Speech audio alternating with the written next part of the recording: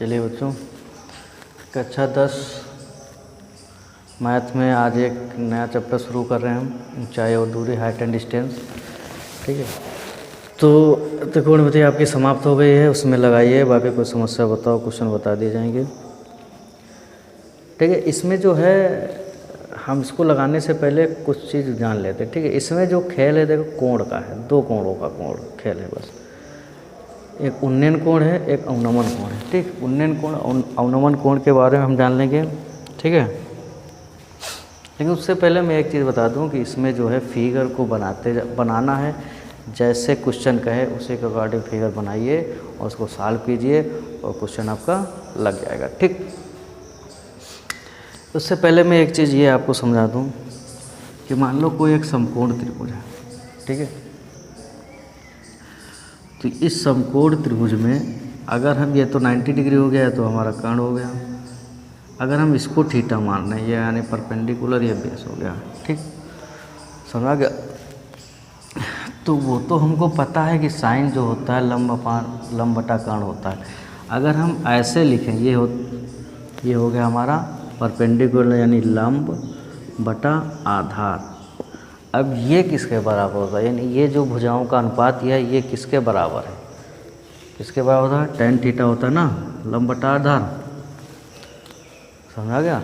तो बस इसमें ये याद रखना कि जो इसमें अनुपात आएगा यानी जो भुजाएं आएगी अलग, ठीक है, तो उसमें वो कौन सा रेशियो बन रहा है। ठीक है, ये याद रखना, यानी जिन भुजाओं के अनुपात दिए हों, ठीक, या मान दिया हो। तो देखिए उन्नयन कोण क्या होता है जान लेते हैं। यदि हम यहाँ पे हैं, ठीक है, यहाँ पे मान लो हम खड़े हुए हैं या हमारा आँख है या कोई भी, उसकी क्षैतिज रेखा जो होती है सामने, क्षैतिज रेखा कहाँ होती है, सामने। ठीक है, उससे अगर कोई वस्तु ऊंचाई पर स्थित हो, कहाँ हो, ऊंचाई पर स्थित हो, ठीक, ये मान लो वस्तु है। ठीक है, तो क्षैतिज रेखा से ऊंचाई पर जब स्थित हो, यानी उस वस्तु को देखने के लिए जो हमको भाई आँख ऐसे सर उठाना पड़ेगा, नहीं ऐसे देखना है तो सर उठाना पड़ेगा, ऐसे अगर हम हैं तो ऐसे देखना है उस वस्तु को, ऐसे सर उठाना पड़ेगा। ठीक है, तो वो दृष्टि रेखा जो होगी, जो हम मतलब उसको क्या कहते हैं, दृष्टि रेखा, और जो ये क्षैतिज रेखा के जो बीच कोण बनता है उसी को हम उन्नयन कोण कहते हैं। ये देखो, अगर मान लो ऐसे हम देख रहे हैं इसको, तो ये जो कोण बन गया, ठीक है, ये तो हमारी क्षैतिज रेखा हो गई। ठीक, ये हमारी दृष्टि रेखा हो गई। ठीक है, सही से लिख लीजिए। ठीक, तो इसके बीच में जो ये कोण बनता है, ये कोण, इसी कोण को हम उन्नयन कोण कहते हैं। कौन सा कोण हो गया हमारा, उन्नयन कोण। समझ आ गया, यही जो कोण हो गया हमारा, ये हमारा उन्नयन कोण हो गया। समझे, मतलब क्षैतिज रेखा, ये इस टाइप से फिगर बन जाएगा। ठीक, क्षैतिज रेखा में अगर ये हमको पता होगा कि क्षैतिज रेखा में जो है, ठीक है, उससे ऊपर वस्तु स्थित हो, यहाँ पे मान लो ये वस्तु स्थित है, तो अगर हम उसको देख रहे हैं तो ये जो कोण बनना है, यानी दृष्टि रेखा और क्षैतिज रेखा के बीच जो कोण बनेगा, यही हमारा कोण क्या होता है, उन्नयन कोण होता है। समझा गया। अब उन्नयन कोण में कोई भी अगर भुजाएं दी हों, ठीक है, मान लो ये दिया हो, ये दिया हो, ठीक, तो ये थीटा है तो लंब ये हो गया, ये बेस हो गया, तो लंब बटा आधार किसके बराबर होता है, tan के। तो अधिकतर tan का ही संबंध अधिकतर लगता है। ठीक है, साइन और कास का बहुत कम आता है, लेकिन ये देखना कि किसका रेशियो लगेगा। ठीक है, ऐसा नहीं कि tan ही का लगेगा, बस ये देखते रहना। ठीक, इसके बाद अवनमन कोण क्या है, अगर मान लो हम किसी बिल्डिंग पर खड़े हुए हैं, ठीक है, यहाँ पे भाई यहाँ पर हमारी आँख है, और ये अब आँख के ये जो होती है क्षैतिज रेखा, ये होती है भाई, होती है कि नहीं। ठीक, अगर कोई वस्तु है, देखिए उसको ऐसा कर सकते हैं, मान लीजिए यहाँ पे आँख है, ठीक है, यहाँ पे है, या कोई व्यक्ति है, ठीक, तो अगर कोई वस्तु है, यानी वस्तु ये है यहाँ पे हमारी, ठीक है, और ये जो वस्तु की हो गई है क्षैतिज रेखा हो गई है, हो गई कि नहीं। तो इस वस्तु भाई, ये जो आँख है, अगर उसको देखने के लिए इसे नीचे झुकना पड़ेगा ना, ये हमारी क्षैतिज रेखा हो गई, ये हो गई हमारी दृष्टि रेखा। ठीक है, तो क्षैतिज रेखा और दृष्टि रेखा के बीच में जो कोण बनता है ये हमारा हो गया अवनमन कोण। क्या हो गया? अवनमन कोण। और ये हमारा नीचे लाइन खींच लेंगे। ठीक, समझा गया? ये मान लो इस ऊंचाई पर यहाँ पे स्थित है। ठीक है, तो ये कोण जो होता है और ये कोण आपस में बराबर होते हैं। समझा गया? बराबर कैसे हो गए? ये रेखा और ये रेखा समांतर हो जाती है, ये तिर्यक रेखा होता है, ये अल्टरनेट एंगल हो जाते हैं, यानी एकांतर कोण हो जाते हैं, और ये कोण आपस में बराबर हो जाते हैं। यानी कहने का मतलब है उन्नयन कोण पर ही हम अवनमन कोण को ही निकाल सकते हैं, यानी अवनमन कोण को उन्नयन कोण के द्वारा हम निकाल सकते हैं। समझ में आ गया कि नहीं आया? समझे कि नहीं? तो ये बस अवनमन और उन्नयन जो है इनको बस देखे रहना। ठीक, ये कहाँ पर बन रहा है, कैसे बन रहा है। ठीक है, सुना है कि नहीं आया? तो मान लो ये है, यहाँ पे वस्तु को देख रहे हैं हम, इस वस्तु को, और ये जो हो गई आँख की क्षैतिज रेखा ये हो गई, तो ये जो कोण बनेगा ये हमारा अवनमन कोण बनेगा, और ये कोण आपस में बराबर हो जाएंगे, क्योंकि भाई यहाँ पे तो कुछ है नहीं, कुछ रेशियो है, रेखा भुजा तो है नहीं कि हम संबंध लगा देंगे, लेकिन उससे जो है उन्नयन कोण निकाल लेंगे, क्योंकि ये और ये आपस में बराबर होंगे। तो बराबर होंगे जब, तब ये हमारा वही उन्नयन कोण हो जाएगा, और इस त्रिभुज से हम रेशियो निकाल सकते हैं। समझ आ गया? समझे कि नहीं? तो उन्नयन कोण कहाँ बनेगा, अवनमन कोण कहाँ बनेगा, ये चीज़ बस ध्यान रखना। ठीक, समझे कि नहीं? तो इसके आगे जो है हमें क्वेश्चन करते हैं। ठीक है, उस क्वेश्चन को देखते हैं, समझते हैं।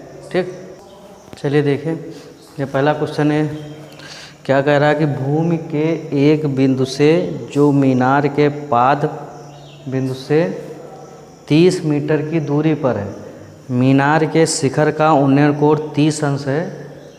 ठीक है, तो मीनार की ऊंचाई निकालना है। तो अब पहले चित्र बना लो, ऐसा नहीं कि बस कर ले, इसमें बिना फिगर कुछ काम नहीं होता है। कह रहा है कि भूमि का एक बिंदु, भूमि नीचे ही होगी, ये मान लो भूमि है, उसका एक बिंदु है, कोई बिंदु हो गया। ठीक है, से मीनार के पाद, अब एक मीनार बना लीजिए भाई। क्या बना लिए? मीनार। तो मीनार भूमि से ऊपर ऊंची तो होगी, मीनार के पाद, ये शिखर हो गया, ये पाद का मतलब नीचे आधार हो गया या पाद हो गया। ठीक है, ये ऊपर हो गया, ऊंचाई शिखर हो गया। ठीक, पाद कह रहा है पाद से 30 मीटर दूरी पर, यानी भूमि पर जो कोई बिंदु है वहाँ पर, और जो मीनार की जो जहाँ खड़ी है उसके पाद से ये जो भूमि पर जो बिंदु है इसके बीच की जो दूरी है वो 30 मीटर की है, यानी इससे जो बिंदु है 30 मीटर की दूरी पर है, यानी ये जो हो गया हमारा 30 मीटर की दूरी हो गया। ये कितनी मीटर हो गई हमारी? 30 मीटर की। ठीक, और मीनार के शिखर, अब शिखर कहाँ हो गया भाई? शिखर यही होता है, शिखर ऊपर ही तो होता है कि नीचे होता है शिखर? शिखर के उन्नयन कोण यानी बिंदु से और शिखर के उन्नयन कोण, यहाँ पे इसको ऐसे मिला देंगे हम। ठीक, तो उन्नयन कोण ये बनता है, कितना है हमारा? 30 अंश है। ठीक, तो मीनार की ऊंचाई निकालना है, ये मीनार की ऊंचाई यानी h मान लीजिए। ठीक, समझ में आ रहा है कि नहीं आ रहा है? यानी ये एक समकोण त्रिभुज बन गया। क्या बन गया? समकोण त्रिभुज बन गया। अब समकोण त्रिभुज में ये भुजा दी है, ये थीटा है, ये लंब हो गया, और ये क्या हो गया? आधार, यानी लंब बटा आधार किसके बराबर होता है? tan के। किसके बराबर होता है? tan के। समझा गया? तो कैसे लगाएंगे? यहाँ पे लिखेंगे समकोण त्रिभुज ए डाल लीजिए, B C, A B C में। ठीक, ए बी बराबर 30 मीटर और बी सी बराबर है हमारी h। ठीक है, ये हमको निकालना है। ठीक, तो यहाँ पे बस रेशियो लगा दो, tan थीटा बराबर बी सी बटा ए बी, बी सी बटा ए बी, क्योंकि क्या होता है? लंब बटा आधार ही तो होता है। लंब कितना है यहाँ पे? h है, और आधार कितना है? 30, और थीटा कितना दिया है? 30 अंश दिया है। समझा गया? थीटा भी कितना है हमारा? 30, तो यानी tan 30 बराबर बी सी है h अपान ए बी कितनी है? 30 मीटर दी है। समझ में आ रहा है कि नहीं आ रहा है? अब tan 30 का मान कितना हो गया हमारा? tan 30 का मान होता है 1/√3, यानी 1/√3 ये तो होता है, बराबर h अपान 30। ठीक है, अब इसकी गुणा करा दीजिए, तिरछी गुणा, इसकी गुणा इसके साथ, इसकी गुणा इसके साथ, तो यानी ये हो जाएगा √3h बराबर 30 और इसको h बराबर 30/√3। और नीचे कांडी रखना नहीं है, इसको क्या कर दो, परिमेयकरण कर दो। क्या कर दोगे भाई, परिमेयकरण हर का, यानी h बराबर 30/√3। तो रूट कैसे क्या किया जाएगा, उसी को रूट से गुणा करनी पड़ेगी ना, यानी √3 को ऊपर नीचे क्या कर दो, गुणा। तो h बराबर कितना हो जाएगा, ये 30√3 गुणा 3 कट जाएगा 10, यानी h बराबर आ गया 10√3 मीटर। समझा गया। अब नीचे लिख दोगे h क्या थी, मीनार की ऊंचाई, तो यहाँ पे लिखोगे कि मीनार की ऊंचाई बराबर 10√3 मीटर। समझे, तो लगा लोगे। इसमें बस क्वेश्चन को देखते जाओ, चित्र बन जाए तुम्हारा, बस रेशियो निकाल लेना, ठीक है। बाकी तो समीकरण जो इक्वेशन बनेंगे तो हल ही कर लोगे, ठीक है। तो कोई दिक्कत हो बताओ। और ये क्वेश्चन है फर्स्ट, इसको लगाइए, ठीक। इसी के आगे जो है क्वेश्चन, दूसरा क्वेश्चन है, ठीक है। तीसरा है 4, यानी 5 नंबर क्वेश्चन तक है जो आपको लगाना है, ठीक है। 5 नंबर क्वेश्चन तक लगाइए। अगर जो क्वेश्चन ना लगे वो बताओ, ठीक है, वो आपको बता दिया जाए। लेकिन होमवर्क कीजिए भाई, होमवर्क मैथ में नहीं करोगे, आपका बोर्ड का एग्ज़ाम है, समझ आ रहा है। तो जितना हो सके पढ़ लीजिए, क्योंकि अगर नहीं करोगे तो सब भूल जाओगे, मैं बता रहा हूँ पहली बार, ठीक है। तो होमवर्क जो है आपका वो 9A के 1 से 5 तक के क्वेश्चन जो है आपको लगा के ग्रुप पर भेजना है। समझ आ गया। Thank you.